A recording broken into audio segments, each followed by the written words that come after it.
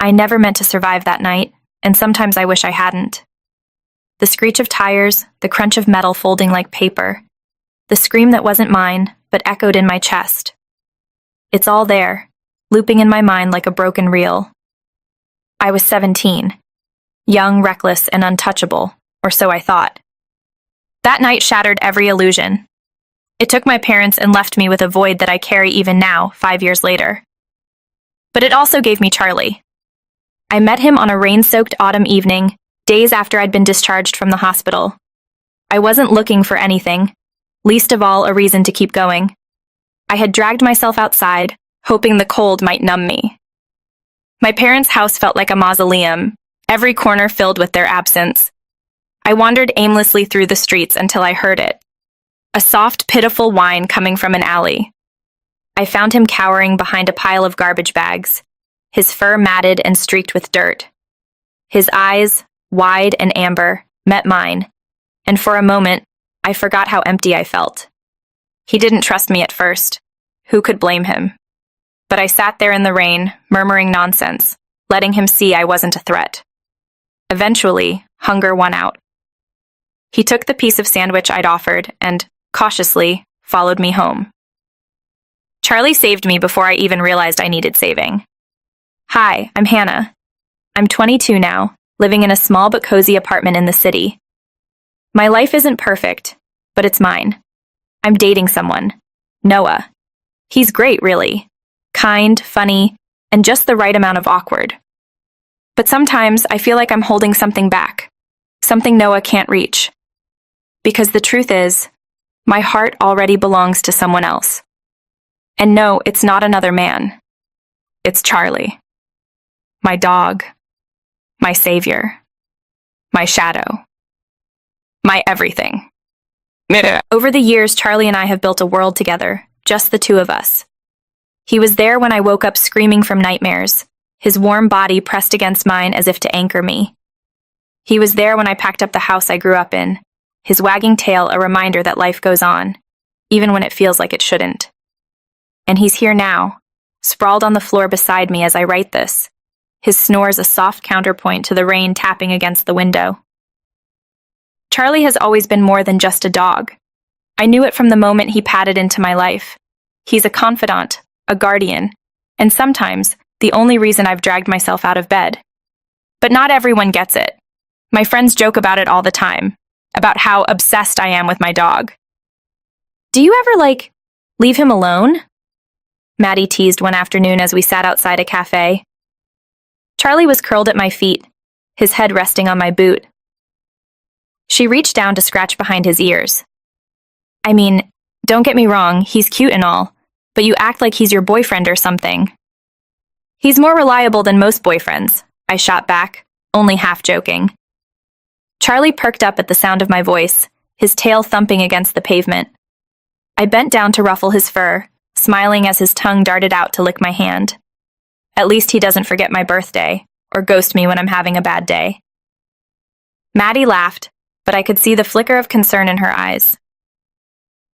You know we love Charlie, she said, softer now. But sometimes it feels like you're shutting the rest of us out. Like, you're too wrapped up in him. I wanted to argue, to brush her off with a laugh, but deep down I knew she wasn't entirely wrong. It wasn't that I didn't love my friends. I did. But none of them had been there when the walls closed in and breathing felt impossible. None of them had stayed by my side through the kind of silence that feels like it might swallow you whole. Charlie had. Noah brought it up too, once, though he tried to hide it behind a smile. You and Charlie, he said, shaking his head as he watched me pack a bag for an overnight trip. I'd made sure to include Charlie's favorite blanket and a stash of his favorite treats. It's like you're a package deal. We are, I said lightly, tossing the bag over my shoulder. Charlie trotted to my side as if to prove the point. Noah chuckled, but there was a tightness to it. I don't mind, really. I don't know. Sometimes I feel like I'm competing with him. I stopped, startled. Competing? Noah shrugged, his gaze sliding away from mine. He gets so much of your attention. It's like, there's no room for me. His words sat heavy between us. I wanted to tell him he was wrong, that he meant just as much to me as Charlie did. But that wasn't true. The kind of bond I shared with Charlie wasn't something I could explain, not in a way that would make sense to Noah. So I said nothing, and the silence stretched. Charlie's always been my rock, but our connection grew even deeper after that night last winter. It was late, and the streets were eerily quiet as I walked Charlie home from the park. Snowflakes clung to his fur, and his breath came out in soft puffs, visible in the frigid air. I remember thinking how peaceful it was, how beautiful the city looked draped in white. Then I heard it, heavy footsteps, too close and too fast. My heart leapt into my throat as I turned to see a man closing the distance between us. His face was shadowed, but the way he moved set every nerve in my body on edge. I tightened my grip on Charlie's leash, my pulse roaring in my ears. "Come on, buddy," I murmured, trying to keep my voice steady as I quickened my pace. But the man followed, his footsteps mirroring mine. And then Charlie growled, a low, rumbling sound that vibrated through the leash. I glanced down to see him standing rigid, his ears pinned back and his teeth bared. I'd never seen him like that before. He looked wild, feral, like he'd fight to the death if he had to. The man froze. For a moment, we just stood there, the three of us locked in a tense standoff. Then the man cursed under his breath and backed away, disappearing into the shadows. I dropped to my knees, burying my face in Charlie's fur as my whole body trembled. "Good boy," I whispered, over and over. "You're such a good boy." From that night on, Charlie never left my side. Not that he ever had, really. But after that, I understood in a new way just how much he meant to me, and how much I meant to him. Maddie says I'm too dependent on him. Noah says I need to learn to let other people in. Maybe they're right. But Charlie isn't just a dog. He's my anchor, my protector, my home. And maybe that's something only he and I will ever fully understand. It was one of those nights where everything felt heavy. My body, my thoughts, even the air around me. Noah and I had argued earlier, though I couldn't even remember about what now. Something trivial, no doubt. But it had left a sour note in my chest that lingered long after he left. The apartment was quiet except for the faint hum of the refrigerator and the soft click of Charlie's nails against the floor as he followed me into the kitchen. I didn't bother with a proper dinner. Instead, I grabbed the jar of peanut butter from the cupboard and a spoon from the drawer. I sank onto the couch, curling my legs under me, and twisted the lid off. Charlie patted over, his amber eyes fixed on the jar with laser focus. He sat down in front of me, his head tilted slightly, ears perked in that way that made him look like he was listening to every thought swirling in my head. "Don't judge me," I muttered, scooping a generous spoonful of peanut butter and shoving it into my mouth. Charlie wagged his tail slowly, as if to say, "Who? Me? Never." I laughed around the spoon, the sound bubbling up despite the weight of the evening. "You think you're slick, don't you?" I said, pointing the spoon at him. "You're just waiting for me to cave and give you some." His tail thumped against the floor, and he inched closer, his gaze unwavering. I sighed, shaking my head, but the truth was, I didn't mind. There was something comforting about his presence, the way he always seemed to know when I needed company, without asking for anything in return. Well, except maybe a bite of peanut butter. "Fine," I relented, dipping my finger into the jar and holding it out to him. His tongue flicked out eagerly, warm and rough against my skin. I couldn't help but smile. "You're such a little thief, you know that?" Charlie licked his lips, clearly satisfied, and rested his chin on my knee, his eyes still locked on me. It wasn't just about the peanut butter. I could feel it. He was watching me, not the jar. Watching me in that way he always did, like I was the most important thing in his world. It was both humbling and heartbreaking. Something changed in that moment. "I don't deserve you," I whispered, the words slipping out before I could stop them. I set the jar aside and leaned down, burying my face in his fur. He smelled like home, warm and familiar, with a faint hint of the lavender shampoo I used on him after his last bath. He didn't move, didn't flinch, just stayed there, steady and solid beneath me. For a moment, I let myself feel it. The intimacy of the moment, the way his heartbeat thrummed against mine, as if to say, I'm here. You're not alone. I wish you could talk, I murmured, pulling back to look into his eyes. You'd probably tell me to stop being such a mess, huh? Charlie tilted his head again, his expression so earnest it almost made me cry. Instead, I laughed softly and scratched behind his ears, feeling the tension in my shoulders start to ease. Thank you, I said, even though I knew he couldn't understand. For always being here. His tail wagged again, slow and deliberate, as if to say, always. I took the peanut butter pot again, Charlie's tail wagging harder. I took the spoon and dipped it into the pot, scooped a big lump and pulled it off. I carried it over with the pot to the living room sofa and plonked myself down. Charlie followed me, desperately etching for another scoop. I picked up the lump, bringing it to my mouth, and it fell down into my lap, on my skirt. Charlie, without notice, galloped to me and began licking up without despair. What happened next, I will not be going into detail. It was surprising, pleasant, and welcomed. The next level of intimacy had been hit at that moment. Life with Charlie was a rhythm I didn't know how to live without. He fit into every corner of my day, from the way he'd nuzzle me awake in the mornings, to how he'd curl up at my feet while I worked, his quiet presence grounding me. Noah had grown to accept Charlie's place in my life, but it wasn't always easy. There were moments of tension, when Noah would reach for my hand on the couch and find Charlie already lying there, his head in my lap. You know, Noah joked one evening, if you ever had to choose between me and Charlie, I'm not sure I'd win. I laughed, but the comment stuck with me. Noah wasn't wrong to feel that way.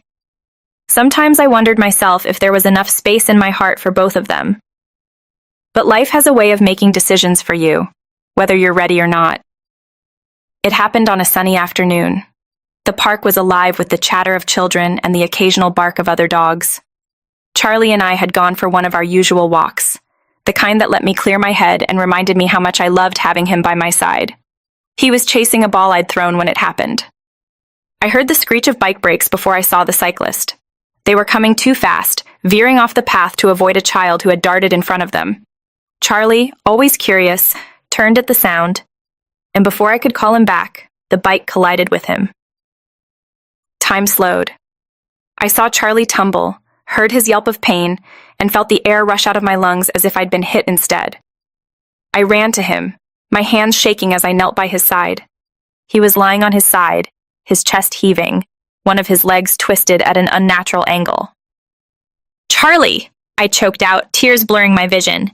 His eyes found mine, wide and full of pain, but there was no fear there, only trust.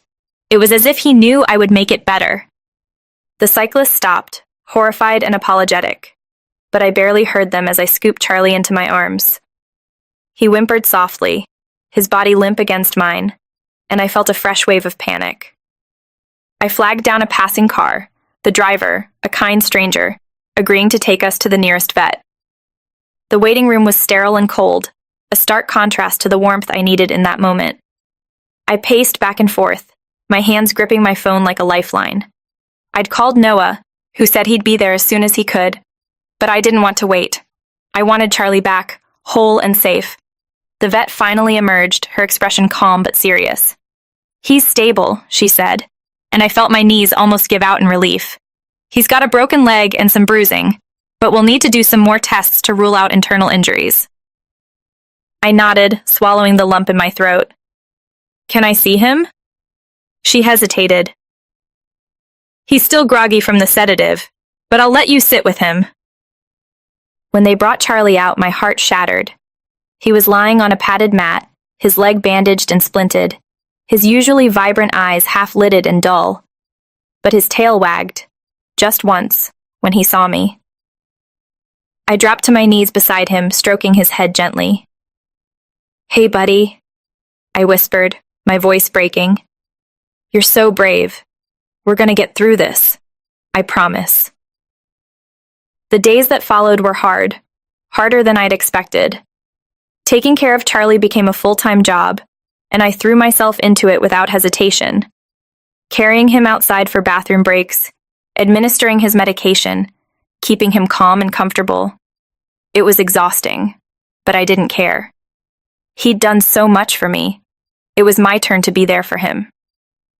Noah tried to help, but there was a distance between us that hadn't been there before. One night, after I'd spent hours sitting by Charlie's bed, Noah pulled me aside. "You're amazing with him," he said, his voice quiet. "But it feels like I'm not even here." I stared at him, guilt twisting in my chest. "I'm sorry, I can't lose him, Noah, I can't." "I know," he said, his hand brushing mine. "But I need you too, Hannah. I want to be here for you, but I don't know how to fit in when it's always about Charlie." I didn't know what to say to that. The truth was, I didn't have an answer. Charlie recovered slowly, but steadily. The first time he managed to stand on his own, I cried. Big, ugly tears that Charlie tried to lick away, despite his own discomfort. It felt like a victory, a sign that we'd made it through the storm together. But the experience left its mark. I realized how much I relied on Charlie, how deeply our lives were intertwined. It wasn't just about loyalty or companionship. It was about survival. He'd carried me through my darkest days, and now I'd carried him through his. But it also made me question everything else. My relationships, my priorities, the way I held people at arm's length.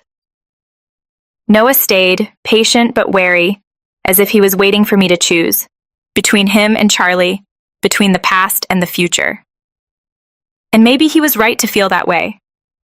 Maybe it was time for me to figure out what I wanted and where I was going. In the weeks after Charlie's accident, our bond grew even deeper, if that was even possible. I spent hours lying on the floor with him, my head resting against his side as his chest rose and fell in a slow, steady rhythm. His eyes, always so full of warmth, held a quiet reassurance, as if he was reminding me that we'd made it through the worst together. Sometimes I'd talk to him, the words spilling out as if he could truly understand. "You've seen me at my best and my worst, haven't you, buddy?" I'd say, running my fingers gently through his fur. He'd blink up at me, his tail giving a soft wag in response. There were nights when I'd wake from a dream, my parents' laughter, the sound of the crash, the aftermath, and find Charlie already awake, his nose nudging my hand, his presence anchoring me. He was more than a dog. He was my constant, my lifeline. But as Charlie healed, I realized that my life couldn't remain in this suspended state forever. Noah was patient and kind, but I could sense his growing unease. He wanted more from me, more time, more connection, more of my heart. And as much as I loved Charlie, I knew he couldn't be my whole world forever. One afternoon, as Charlie dozed on the couch, I sat down with Noah. The conversation was long overdue. "I feel like I've been failing you," I admitted, the words heavy on my tongue. "I don't mean to shut you out. It's just, Charlie's been my rock for so long, and I don't know how to let anyone else in." Noah took my hand, his touch warm and grounding. "I don't want to take anything away from what you have with Charlie," he said softly. "I love that you love him so much, but I need to know there's room for me too. For us." His words lingered with me,